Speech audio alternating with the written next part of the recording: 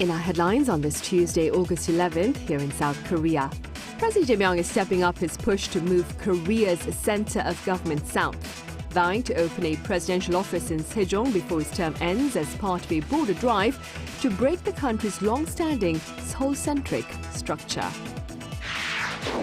Meanwhile, South Korea's exports during the first 10 days of August amount to $21.3 billion, up over 45% on year, driven by shipments of semiconductors.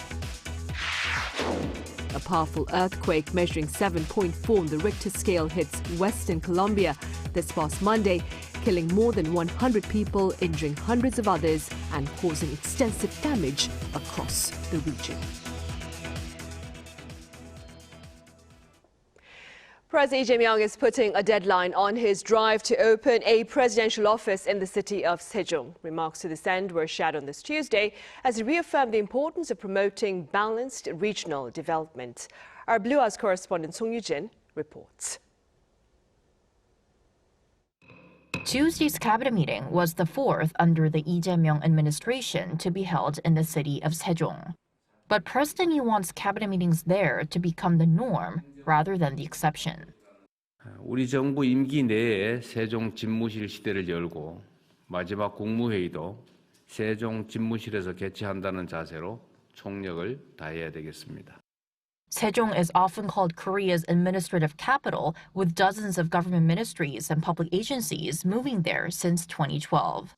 The idea was to promote more balanced growth across the country and ease the heavy concentration in Seoul, which has widened the gap between the capital and the rest of the country in housing, education, and job opportunities. President Lee now wants to take that a step further by establishing a second presidential office in the city. 국토 균형 발전을 상징하는 세종이 명실상부한 국정의 중심축으로 확고하게 자리 잡을 수 있도록 국가 중추 기능의 안정적 이전에 힘을 모아야 되겠습니다. Work on the presidential office is set to begin in the second half of 2027, with the goal of having the president begin working there by August 2029. A contract was signed last month with the firm behind the winning proposal, and the design is now being fine-tuned. 이게 어떤 대한민국의 정체성과 전통성을 좀 보완해야 되겠다는 의견들이 있는 거고, 그죠? 이건 조감도 정도니까 반영해서 수정해 나가면 된다 그 말이죠? 네, 그렇습니다. 전문가들의 자문을 받아서 보완할 계획입니다. And within walking distance, a new branch of the National Assembly is also in the works. Groundbreaking is planned for 2029, with completion targeted for 2033. Also on Tuesday, Lee attended the opening ceremony of the National Fire Hospital in Eumseong-gun County, Chungcheongbuk-do Province. It's Korea's first public hospital specializing in medical care for firefighters, including treatment for burns, musculoskeletal rehabilitation, and post-traumatic stress disorder.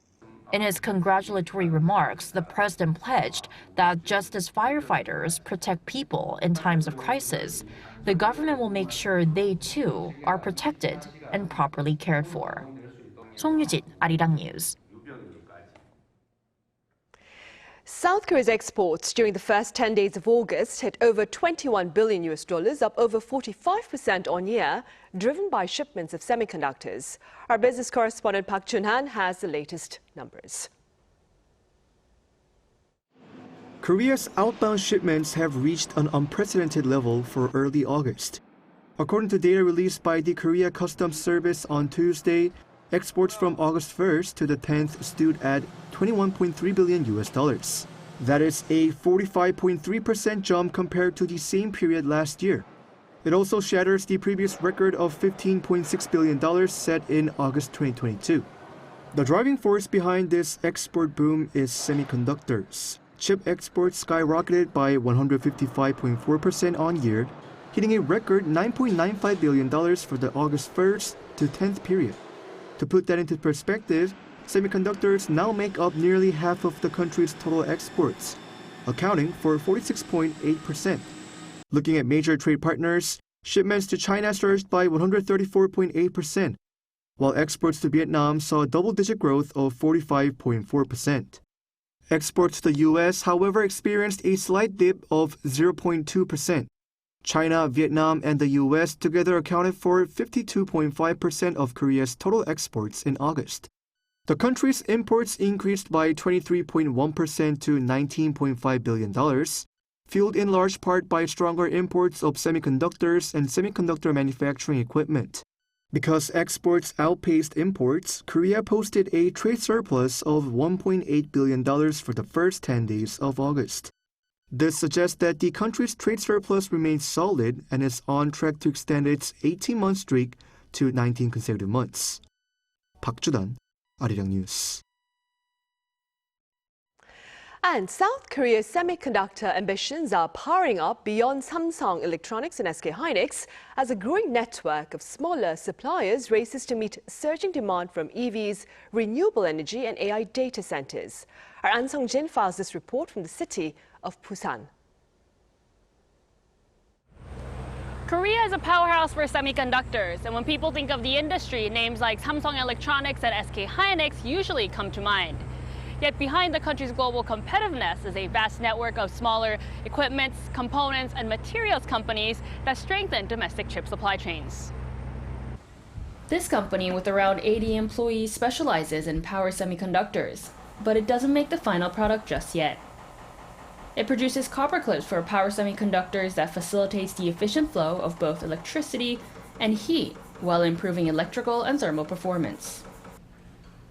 Based on the design tailored for each customer, these copper molds are printed, inspected, and packaged for export, which take up 90% of their products. Imagine building a house. The power semiconductor is the house itself. Copper clips act like its steel frame. This company makes the steel frame and the specialized construction machine that joins the steel frame together, bonding copper for better stress operation. In power semiconductors, the choice of materials is critical as it significantly affects performance and final output. The clip material we manufacture is not only used in electric vehicles, but also in NVIDIA's data centers, where we have recently seen significant increase in orders. Power semiconductors are different from conventional chips. And as demand grows for electric vehicles, renewable energy, and data centers, so does the need for power semiconductors that can operate more efficiently and manage heat. Busan's Power Semiconductor Specialized Complex is the only complex of its kind in Korea. The city is working to build a local ecosystem around power semiconductors, particularly in materials, components, and equipment, as it looks to further broaden the scope of the initiative by expanding programs like training specialized talent. The Korean semiconductor market has traditionally been dominated by memory semiconductors. However, we can differentiate ourselves as the power semiconductor remains an essential component, and in the long term, our goal is to establish an integrated public-private foundry cluster that can support companies.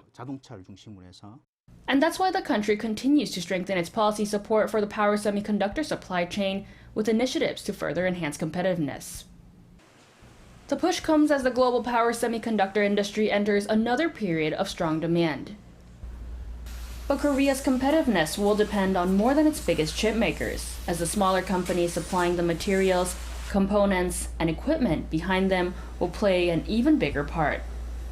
An Sung-jin, Arirang News, Busan. In other news now, extreme heat is hitting South Korea's dining tables as soaring temperatures disrupt vegetable and seafood supplies, thus driving up prices. Our Lee Ji-yeon was out at the market for this report. Unprecedented temperatures over the past few weeks have significantly increased grocery prices. This has raised alarms over heatflation, which combines the words heat and inflation to signal the impact of severe weather on food costs. Extreme heat waves are warming ocean waters and driving up the cost of seafood. According to the weekly seafood market trends for the 5th week of July, the price of wild flatfish rose about 11% compared to this time last year, while cutlass fish surged roughly 42%. Mackerel saw a staggering 47% increase. To stabilize seafood prices, the government is stepping up its response. The Ministry of Oceans and Fisheries will host a special promotion offering up to 50% discount on domestic seafood products across major supermarket chains nationwide in August. By providing about $7 discount per person, we hope to give consumers greater savings during this period. Beyond seafood, the extreme heat has also caused a sharp increase in price for vegetables. According to retail price data from the Korea Agro Fisheries and Food Trade Corporation, young radish climbed about 86%, while young Napa cabbage surged nearly 87% compared to the previous month. Spinach saw more than a 108% increase. Local merchants selling agricultural products on the ground say they are feeling the impact. Vegetable prices usually rise in the summer, but when it gets too hot, leafy greens basically just melt away. Driven by rising agricultural prices, some consumers have turned toward traditional markets, which can be a more affordable option for shoppers. At traditional markets, consumers can save about 40% compared to average retail prices. Traditional markets are very cheap. Also, they give you generous portions and even throw in some extra produce for free.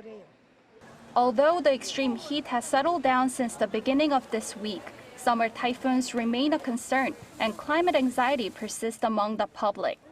To address potential supply disruptions and price volatility, the government plans to closely monitor supply and demand trends for items highly sensitive to extreme heat and heavy rain. While inflation dropped into the 2% range last month, there is still a risk that extreme weather could push up food costs even further. The government pledged to focus all efforts on stabilizing the prices of everyday products. Lee Ju-yeon, Arirang News.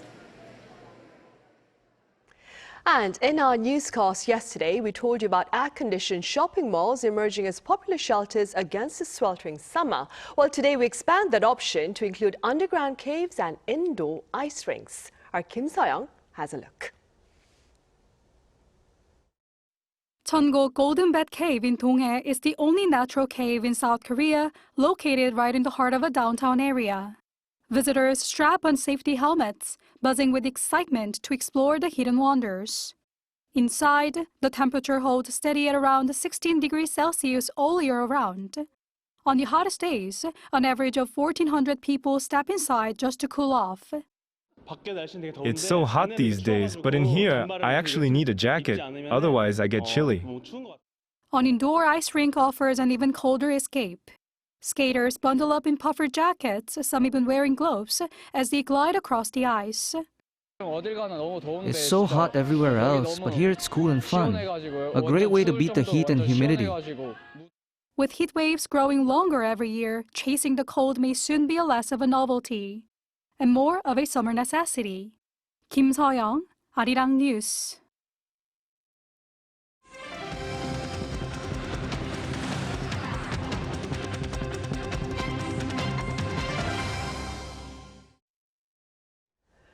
Colombia is reeling in the aftermath of its strongest earthquake since related data collection began back in the early 1920s. As of late Monday, authorities say over 100 lives have been lost. Our Oh Soo-young has the latest. Colombia has declared a national state of emergency after the deadliest earthquake to hit the country in the 21st century, which killed at least 132 people. The magnitude 7.4 quake struck the west of the country on Monday morning. Its epicenter was near San Jose del Palma in the remote Chocó region. At least 570 people were injured and around 1,600 buildings were damaged, with 86 having collapsed. Pereira and Cali were among the hardest hit cities, where residents joined rescuers searching for people beneath the rubble. The damage is huge, lots of injured, definitely some deaths, I already know of some. Now we wait that those who can help, not only us, but the most vulnerable, should do it, because it is part of the humanism we all should have. Hospitals and emergency facilities were damaged. Several airports also suspended operations for structural inspections. Communications were disrupted in the Chocó region, complicating efforts to assess the destruction and reach isolated communities. I thought, well, let's wait for it to pass. But we saw that the magnitude was too strong. So we searched for a place where we knew was solid ground here in the square. I think that if it had lasted 5 more seconds, there wouldn't be anything left. I think we really reached the limit of resistance. The earthquake was felt across Colombia and in neighboring Ecuador and Panama. At least 21 aftershocks were recorded by late Monday, with further tremors possible. Rescue teams are searching collapsed buildings as authorities warn the death toll could rise. Sejong, Arirang News. Meanwhile, Iran's demands for war compensation have been met with similar compensation demands from U.S. President Donald Trump. Our Seong has more. U.S. President Donald Trump on Monday demanded that Iran pay compensation for people he says were killed in wars, attacks, and protests, adding a new condition that could further complicate efforts to reopen the Strait of Hormuz. Well, they asked for reparations, you might say, or they asked for money for the damage that we've done. I said, that's a good idea. Well, we're going to ask for money for the damage they've done over a 50-year period. Whether you go SS Cole or whether you go all of the people that were so badly hurt, so badly wounded or killed, many thousands of people. Trump's comments come after Iran's own calls for compensation and an end to U.S. sanctions. The issue emerged after negotiations between Iran and Oman over the weekend. Tehran said it would not agree to reopen the Strait of Hormuz unless Washington meets several conditions, including compensation for war damage and the withdrawal of U.S. troops. In a post on Truth Social on Monday, Trump also responded by saying Iran should instead compensate the families of Americans and others killed in conflicts and attacks linked to Tehran. He also called for payments to the families of what he described as innocent protesters killed by Iran's ruling regime over the past half-century. Trump said the compensation requirement will now be added to future negotiations. At least 18 U.S. service members have been killed in Middle East attacks connected to the U.S. war with Iran since the conflict began more than 5 months ago. Iran presented 6 conditions to the United States on Saturday, declaring that the Strait of Hormuz will remain closed until its demands are met. Seong, Arirang News. And Ukrainian President Volodymyr Zelenskyy continues to sound the alarm over North Korea's growing contributions to the Kremlin's aggression against Kyiv. Our Kim Do-yeon covers his latest remarks, their broader implications, and South Korea's response. Continuing his recent push to highlight Pyongyang's involvement, Ukrainian President Volodymyr Zelenskyy said Monday that Russia has recently received additional ballistic missiles from North Korea. He also warned that North Korea is using active combat in Ukraine to refine its weapon performance and operational tactics. The more North Korean strikes there are here in Ukraine, in Europe, the more their missiles and soldiers are used, the more they correct their shortcomings and blind spots, the greater the danger will later be for Japan, the Republic of Korea, the Philippines, and other countries in the region. This follows a Saturday interview posted on X where Zelenskyy explicitly requested air defense systems from Seoul. Zelenskyy's emphasis on Pyongyang's involvement may be a way to push the request urgently. However, South Korean authorities remain wary, declining to verify claims of recent additional deployments. We are closely monitoring related developments, but we have nothing to confirm at this time. Despite this, security analysts note that recent expansions in military transfers between Pyongyang and Moscow align with North Korea's domestic weapons production capabilities, suggesting that Zelenskyy's claim isn't baseless. Looking at the trends over the past 2 to 3 years, it seems they have secured a certain level of capacity for both domestic force enhancement and external exports. For instance, they recently even held a delivery ceremony for 250 launcher vehicles intended for domestic deployment. Addressing Zelenskyy's call for missile defense, the Foreign Ministry's spokesperson said in a briefing that the provision of defense materials to foreign nations will be conducted in compliance with relevant domestic laws and policies. Air defense systems are considered lethal weapons, with current domestic law prohibiting the provision of lethal weapons to a nation engaged in active war. The spokesperson reiterated that South Korea's assistance will remain focused on non-lethal sectors like energy infrastructure, healthcare, and reconstruction. Kim Do-yeon, Arirang News. Also here at home, a rare Goryeo-era bluestone pagoda found at an abandoned temple site in Cheongju is shedding new light on the region's Buddhist heritage. Our Cha Eun-kyung explains. Bumpy, intricate patterns are carved around the bluish stones. These are fragments of a bluestone pagoda discovered during an archaeological excavation at Uncheon Neighborhood Park in Cheongju, Chungcheongbuk-do Province. A bluestone pagoda is a multi-story structure characteristic of the Goryeo Dynasty, featuring fine trimming and stacked bluish stones. The fragments that once formed this pagoda were discovered alongside the foundations of a temple building, remaining in a relatively well-preserved state. This is the first case in Korea where pieces of a bluestone pagoda have been discovered during an excavation of a previously unknown, abandoned temple site. Along with the pagoda fragments, various celadon and bronze artifacts were also unearthed. These finds are expected to serve as valuable resources showcasing the high status of Buddhist culture in the Cheongju area during the Goryeo Dynasty. In particular, they are highly regarded as clues pointing to a potential connection with the Heungdeoksa Temple site, the birthplace of the world's oldest movable metal type print. By identifying these structural components of the bluestone pagoda, we can confirm that this location was a temple site. The building complex can be interpreted as a significant site related to Heungdeoksa Temple. The city of Cheongju plans to establish measures to preserve the remains while hosting public events so that citizens can experience the excavation results firsthand. Cha Eun-kyung, Arirang News.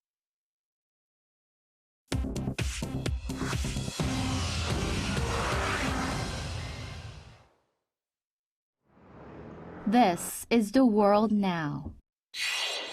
Off the coast of Oman, oil from a stranded tanker has spread across almost 400 square kilometers of a protected marine reserve.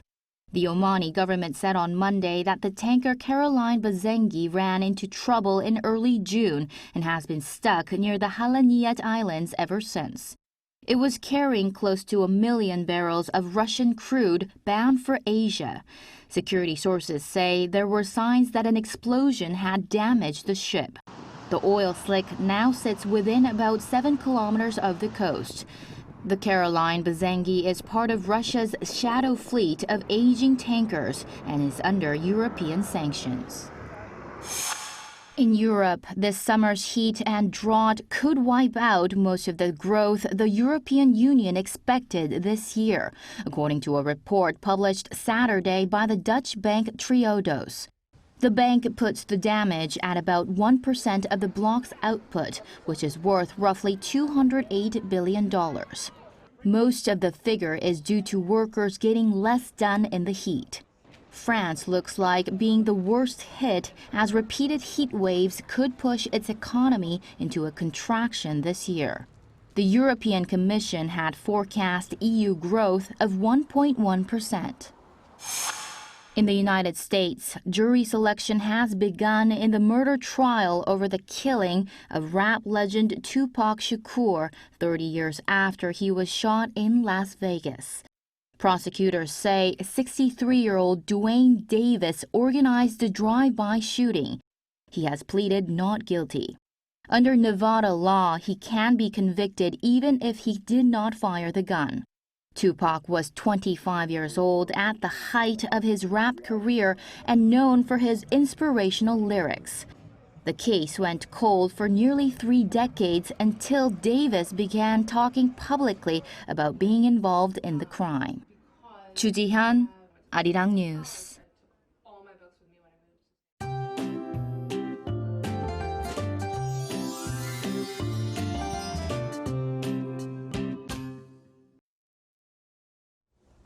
The heat has eased quite a bit, but summer doesn't seem ready to give up just yet. Heat advisories are still in place mainly across the western parts of the country, including Seoul. And tropical night advisories are only in place for parts of the Jeollado provinces and Jeju Island. Meanwhile, we'll have to keep an eye on Typhoon Chansu, the 15th typhoon of the season. It'll weaken after making landfall near Tokyo, Japan. But some of its leftover rain clouds will move toward the East Sea, bringing rain to the East Coast starting tomorrow. Because of those lingering rain clouds, parts of the East Coast in Gangwon-do Province and northern Gyeongsang-buk-do Province could see 20 to 60 millimeters of rain tomorrow and Thursday. Gyeongsang-namdo Province could also get 10 to 40 millimeters on Thursday. Tomorrow, Seoul will start the day at 23 degrees Celsius, Chuncheon 18 and Gwangju 21 degrees. Then by the afternoon, Seoul will get up to 33 degrees, Daegu 31 and Jeju 30 degrees. For now, we'll see more typical summer heat, with the extreme temperatures easing off. Now here's a look at the weather around the world.